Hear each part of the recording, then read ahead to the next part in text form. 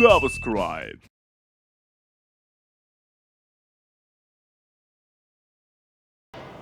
Почитувани мои следачи, верни поддржувачи, ви благодарам што сте и оваа емисија тука со нас. На самиот почеток ќе се заблагодарам на оние кои даваат својата несебична поддршка на мојот проект Ресторант Утрауве, место каде што можете да вкусите македонска традиционална храна подготвена со љубов. Тука е Бека Костадинов, Блажо Костадинов, кој што има широк спектар на половни автомобили. Можете се најде автомобил за сечи џеб. Кога станува збор за оптимизација на трошоците за струја и газ и намалување на давачките пропратно, може да го контактирате Сашко Гиевски, голем професионалец во својата работа и со сигурност ќе ви предложи најдоброто решение. Тука ни се Верица и Саша Стевоски, кои може да ви предложат широк спектар на осигурителни полиси. Едноставно од здравствено до патничко и сите понатака, да не пропуштам некој. Како што може да видите денес на мое огромно задоволство тука во Германија и одвои време за да снимиме еден краток разговор е Јордан Митев, добро познат на сите. Јордан, ти благодарам што го прифати. Едноставно сум пријатно изненаден колку брзо и лесно се договорив за да снимиме ваков разговор. Благодарам. Честа е моја. Поздрав до сите ваши следачи, сите кои што ве поддржуваат. И драго ми е што е како македонци се наоѓаме во Германија овде и што може да поразговараме малку. Зашто ве интересира? Так, концептот му е да представам на оние кои не следат како може да се изгради еден бренд во случајов во твојата во музиката, во твојата професија, од човекот кој не баш во добра стартна позиција се наоѓаше, како што можам да, како што истражив за вас и тоа вие го говорите. Да. Како и што треба да се помине за да се стигне до денес Јордан Митев каде што се наоѓа? Тоа е, можеби, на почетокот, кога сте во раните години, ќе го сватите како казна, некоја, и ќе наоѓате многу, можеби, оправданија, или ќе обвинувате некого, зашто јас вака, зашто не сум син на тој, внук на тој, или не знам како. Но од кога ќе успеете, ќе сватите дека сте биле благословени. Зошто? Затоа што кога ќе почнете од нула или минус нула, кога сам ќе го отварате патот, сам ќе се борите, тогаш книгата ја читате буквално, секоја реченица, секоја лекција ја учите максимално како што треба. Ако нешто испуштите, веднаш се враќате чекор два назад и уште подобро ја учите таа лекција што сте ја испуштиле. Така да со текот на годините станувате еден човек многу зрел, многу свесен, многу стабилен и освен здравието не може нешто друго да ве или тешко нешто друго да ве турне или да ве измести од местото кај што се наоѓате, бидејќи сето тоа е градено со многу труд, многу работа. И нема кој да ви одземе од вашето место и од вашата награда, него едноставно ќе одите напред и на моменти нормално ќе се гордеете, но тоа што сте го направиле, да речеме, пак ќе повторам од минус нула, секогаш ќе ви биде мотивација да направите чекор повеќе уште и уште напред. Предпоставувам не се така мазно и глатко се движело во текот на кариерата. Сигурно се соочувал со големи проблеми, препреки. Апсолутно. Дали во некој момент си кажал готово, се откажувам, не можам ова? Секако имало моменти, сите сме ние, така кажам, од крв и од месо, човек може да падне психички, може да се разочара од X работи, но пак ќе кажам, кај тие луѓе кои што го има тој тригер, таа потреба да се направи нешто. И во моментите кога ќе паднете, тоа за среќа не трае многу, тоа може да трае ден, два, недела максимум. И повторно станувате, ја тресете прашината од себе и продолжувате повторно напред. Така да имало моменти на разочарување, тоа е нормално кај секој човек, Но ете до сега не сум се откажал и мислам дека никогаш нема да се откажам затоа што јас не научив да се откажувам. Ја не знам како е да се откажеш. Јас само знам да се бориш до крај. Супер. Си размислувал некогаш можеби некоја друга професија, која би била да речем друга опција доколку Јордан не би бил тоа што е? Никогаш не сум се имал дилема уште како дете. Мојот талент беше забележен на некаде на мои 3-4 години кога имав, иако многу рано, но уште од тогаш за среќа ги чувам тие тогашни касети, ленти, видеоленти, каде што мојот чичко кој што живее во Швајцарија и тогаш имал среќа ете да има тие познати камери. И уште од 89-та година, јас сум 86, 89-та кога излезе на Дојди Лео на Петниче Бело, јас сум чак и панкеро, имаше една песна, значи уште од тогаш во нашиот двор од кај што потекнува село Подареш, цело семејство седнати околу мене и јас тука нешто се облекувам, нешто менувам гардероба, концерт држам. И од секогаш јас знаев дека мене тоа ќе ми биде професија. Кога завршив основно училиште, нели секогаш имаше прашања што понатаму, каде што. Јас немав дилема, јас знаев дека ќе бидам музичар, знаев дека ќе бидам пејач, дека ќе успеам, не знаев, но знаев дека таму ми е на мене местото, мене ми е местото на сцена. Како дете кога ќе ме однесија во Скопје, кога ќе поминав покрај македонска телевизија, татко ми ги кажеше, тука е македонска телевизија, тука се сите пејачи, тоа беше за мене. Како да ви кажам, како да сум ја видел, не знам, Бурдж Калифа во Дубај, нешто со воодушевување, со воскит. Така да, за среќа, ете, тоа е тој пат кој што јас го одбрав. Не жалам, иако имав обиди како студент да постдипломски студии да заминам или во Швајцарија или во Германија. Пример, јас имав како студент неколку да речеме периоди каде што одржував часови по македонски фолклор за германци.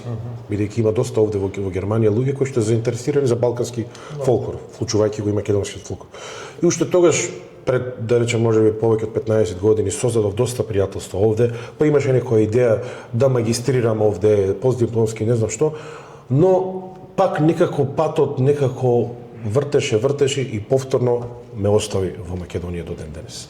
Можеби тука е клучот на твојот успех, што постојано си знал еден пат, ни лево ни десно не си губил концентрација и можеби тоа е... Па не може да губите концентрација. Знаете, секој кој што сака да оди и на талент и на таа да вози, едноставно колку и да сте добар возач, ќе направите проблем. Така да најдобро е човек да се фокусира на едно, не е важно што е. Јас секој пат велам, човек и семки да продава, ако ги прави најдобрите семки во градот, значи тој најмногу ќе продава семки. Така и во секоја работа, без разлика. Секоја работа е вредна. Дали работите со кафе, дали имате медиум, дали имате ресторан, тоа мора да го работите исклучително професионално и секогаш да барате причина во себе да бидете подобар од вчера. Мислам дека многу убави пораки испративме и се тесно поврзани, бидејќи ние тука сите што доаѓаме во Германија, сите почнуваме од нула и оставаме се што сме изградиле, што сме биле во Македонија и трасираме нов пат и мислам дека овие се добри пораки и поуки. Да. Голем дел од твоите песни ги пишуваш сам. Да, многу ме интересира како се мотивираш, дали треба нешто конкретно да се случи, да преживееш нешто, некоја ситуација, за после тоа да ја преточиш во песна или... Апсолутно. Па добро, самиот мој почеток кој што сум почнал, а сум имал големи амбиции, истите тие создале кај мене големи разочарувања во секој поглед и тие разочарувања кај мене поттикнале разноразни емоции кои што тоа јас сум го преточил во музика и во текст. Така да самото тоа искуство, вие не може да создадете добра песна, а да немате осетено потрес внатре во душата некој. Без разлика дали е за татковината, дали е во љубовта, дали е не знам што. Значи мора да доживеете длабок земјотрес во себе, за да тоа направи ерупција и создадете песна. Иначе секоја песна што е напишана така од ракав, таа песна веднаш се познава. Но таа што е напишана со емоции, без да прашате кој е, што е, како е човекот, значи тоа се чувствува дека нешто некој дал внатре, дал некоја приказна, дал некоја душа душа во музиката. Така да за мене инспирација бил животот, комплетно се што имам поминато. Имало и убави моменти, нормално, затоа имам јас и весели песни, но имам и песни кај што пишувам така една мелахонија, една тага, поготово кога е во прашање, да речеме, тугината, кога е во прашање нашата, да речеме, сегашна, па и мината историја на Македонија. Тоа е една болна точка за секој кој што си ја сака својата земја и секој што е инспирација да се создаде и да се напише стих повеќе за Македонија. Дали некоја песна има кога си ја создавал, толку си се воодушевил и си очекувал дека таа ќе биде хит, меѓутоа откако излегува се добива сосема спротивна слика. Апсолутно, сум имал многу такви ситуации. Дали има разочарување во тој момент? Нема разочарување, апсолутно. Прво за мене секогаш кога ќе создадам една нова песна и кога сум во студио и додека ја работам песната, додека ја снимам и додека ја миксам песната, па и ја зимам снимката, па одам дома и ја слушам по 24/7 нон-стоп. Па се враќам, па правам некои корекции, таму нешто не ми е добро, овде не ми е добро. Тоа е за мене еден период кој што јас мислам дека наново се раѓам со секоја песна. Еден адреналин кој што најверојатно тие кои што се зависници од нешто го чувствуваат, јас не сум зависник од ништо, кој што ми дава енергија, но тоа е еден адреналин кој што мене константно ми треба. Затоа јас и, да речем, напишав доста песни, кои што дел од нив народот ќе рече при мене некој имаш нова песна, викам која е таа? Кога ќе ми ја каже, јас сум ја направил таа по 5-6 години, а не ја немат слушната.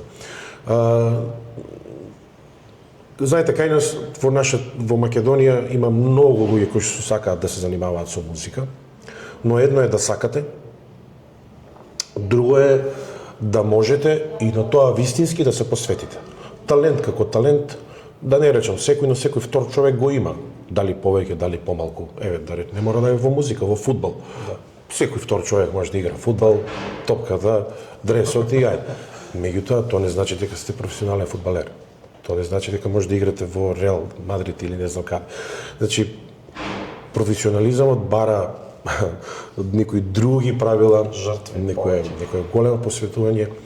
И така да, и во момент, пак да се навртам на вашето прашање, и во моменти кога јас сум создал песна, а не успеала, јас сум горд на таа песна, лично самиот, затоа што сум направил едно дело кое што ќе остане. Може би некој ќе го забележи некогаш, може би после 20 години некој млад човек кој ќе излезе, кој ќе отвори таму што сум направил, па баш таа песна него ќе му се допадне, па баш на него може би неговата звезда ќе се погоди некој момент. Ние имаме такви песни, многу примери кои што се создадени од поодамна, а својот успех го доживеале многу покасно. Твојата, мислам дека која песна која те отсликува највеќе, На здраве за љубов, На здраве за среќа, ние, барем јас со моето друштво, се имаме многу веселено на таа песна. Да. Дали можете замолам еден краток сегмент на Како не може. Еве, уште еднаш поздрав за сите ваши гледачи. Песната, рефренот. На здрави за љубов, на здрави за среќа, на здрави за секој ден. Животот е еден и тој не вреден, ако не го живееш. Благодарам многу, супер звучи уживо, не сум те слушал, ама супер звучи уживо. Сега имам една рубрика да ја наречам, што би било ако би било. Например, едно прашање, доколку имаш можност да избереш со некој македонски изведувач, меѓутоа од минатото, да снимиш дует. Добро. Кој би бил тоа или таа? Па има, од минатото има повеќе генерации. Меѓутоа, тие генерации кои што, да речеме, јас бев сведок на нивното време, да речеме, од 90-тите наваму, има неколку имиња кои што оставија траен белег во македонската фолк музика. Некои со кои што е слична мојата енергија и мојот пристап кон работата, тоа го имаат, кажам, и други луѓе, а може би тоа и од крајот, од кај што потекнуваме, југоистокот си носи некои, може би, други вибрации. Да беше жив, Мислам дека би сакал да снимам песна со Гоце Арнаудов. Да. Човекот остави голем белег, многу песни. Пред неколку месеци имаше концерт во негова чест, кај што бев поканет јас да отпеам 2-3 негови песни. И се пееа повеќе, не знам, можеби повеќе од 20 на песни, сите 20 песни, значи беа, како да ги кажам, човек да не може да одбере која е подобра. Така да, сепак мислам дека тој беше еден од ретките вистински професионалци како треба да изгледа на сцена еден вистински артист или шоумен. Во секој поглед. Така да, ете, би снимал, доколку беше жив, би снимал со него. Гоце Николовски исто така остави многу песни. А во денешно време од современиците и кои што уште се активни, не можам да го одминам пример и Наум Петревски. Наум е... Немате таква идеја, немаш некаков таков план, тоа можно да се реализира. За сега не се наместиле, да речеме, коцките, нешто не дошло некоја ситуација. Меѓутоа, ако дојде, зашто да не? Мислам, Наум е човек исто така со своја препознатлива енергија, за свој препознатлив глас, песни кои што исто така се пеат насекаде, јас ги пеам насекаде. Така да, исто со Наум, Македонија исто треба да биде многу горда.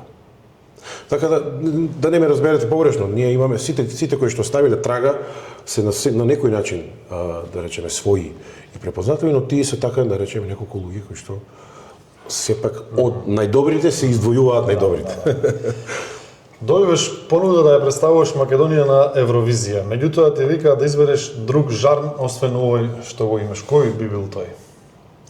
Па додека бев, да речеме, од 20-тите до 30-тите имав такви амбиции, да бидем искрен.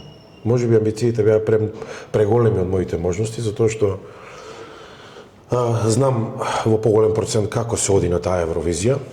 Сведоци сме дека не секогаш квалитетот е пресуден за да се отиде таму.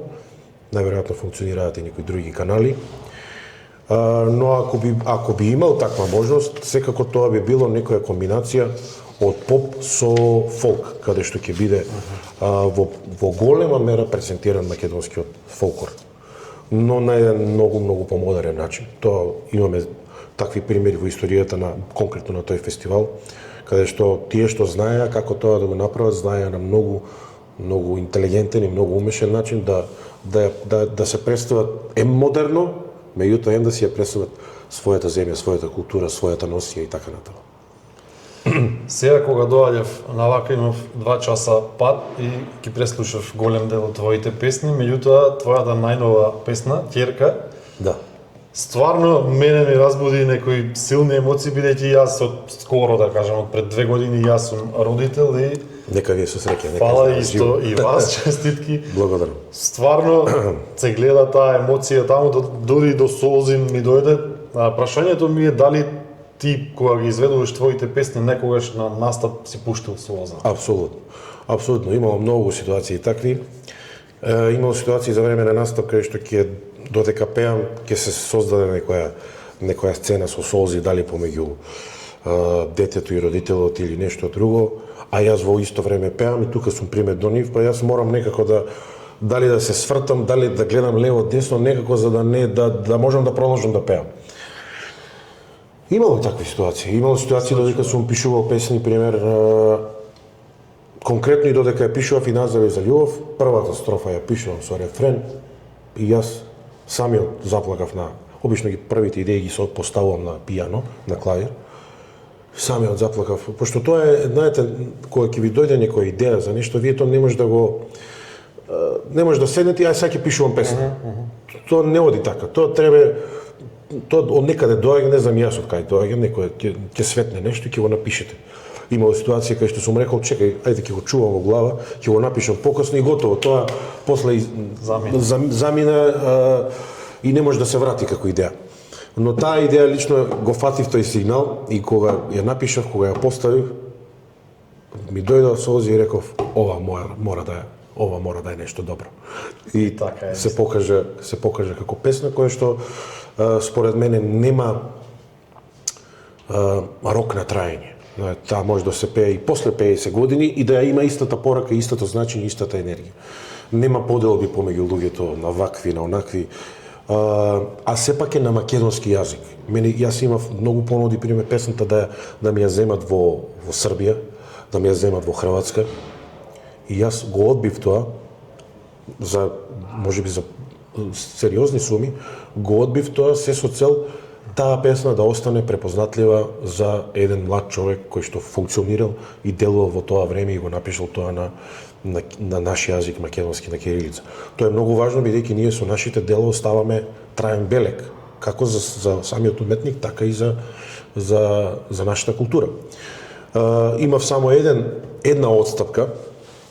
Една моја песна беше препеана по барање на Халид Муслимович, песната Ајде сите на нозе. Он вика, песната ти е многу добра, сакам да ја препеам. Лично ме контактираше човекот. И јас сум малку крут околу тие работи, не сакам да ги давам тие дела, поготово во Ајде сите на нозе, значи јас имам напишано ритамот македонски во делот текстот. И тука беше малку сега викам како тоа ќе го преведам, тој функционира во Босна, во ритамот македонски, тоа нема, па ајде некако реков најде ќе биде ритам балкански, пак повторно да ги опфати сите. Иако повеќето луѓе знаат дека таа е моја оригинална песна, но лично, значи, иако сум имал многу понуди и за други песни, пример Полет е песна моја. Само тебе јас те сакам ми ја украдоа исто во Босна без да ме прашат и без да ми кажат, затоа имам покренато и судска постапка која што е во процедура.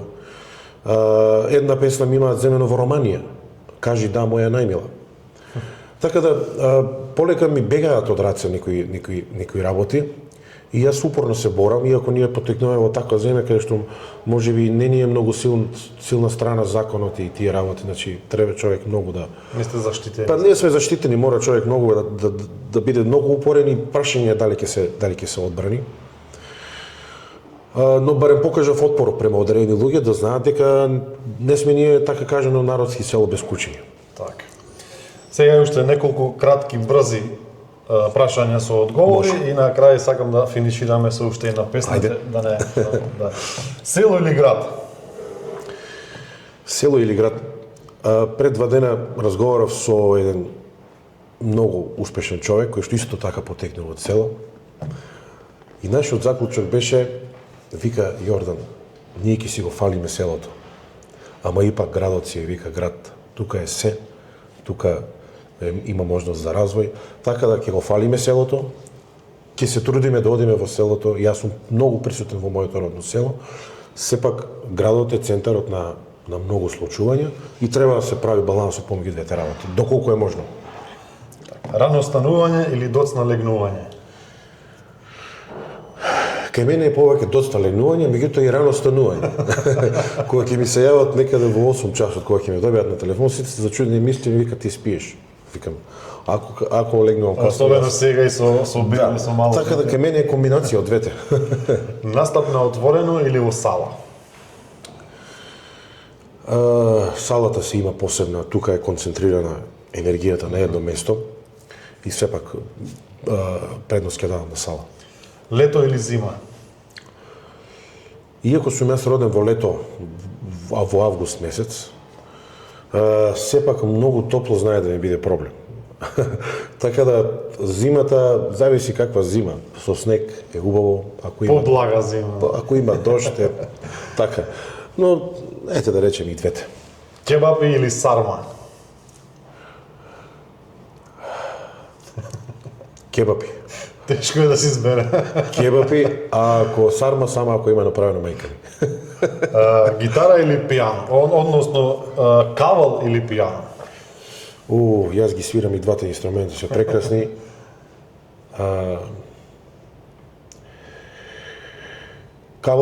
Клавирот пружи многу можности, значи буквално тоа е цел оркестар во еден инструмент, да. Но кавалот си има посебна убавина, така си одбрав многу тешки прашања, не можам да одберам. Знам што нека биде кавал, затоа што е наш препознатлив инструмент. И на крај бидејќи си во Германија, Македонија или Германија? Ова е исто многу дискутабилна тема. За мене Македонија, за мене.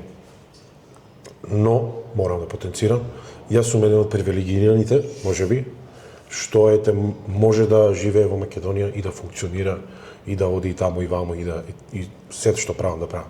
За жал, кај нас е ситуацијата таква како што е, за дел земјата е прекрасна, ги има сите услови, но системот е така како што е, да не навлегуваме. Финансиската ситуација таква што е, така да јас не ги обвинувам и луѓето кои што се бараат начин за себе и за собственото семејство парче леп и подобар живот, така да навистина не би можел да кажам. Јас сум фасциниран од Германија и од сите овие земји кои што се горе многу слични. Еве сега прошетав пред интервјуто, значи секаде чисто се си има ред, никој не урла, никој не вика, никој не свири, знаеш, нешто тензично, нервозно и така натаму. Кај нас е обратно. За жал, никаде не видов фрлени пластики, се е чисто, кај нас е обратно. Така да, како да ви кажам, тоа е на многу комплицирана тема. Индивидуално. И индивидуално. Сепак, јас кога доаѓале луѓе од овде, мои гости, германци, како што кажав, имам доста пријатели, јас сум се трудел да ја покажам убавата страна на нашата земја.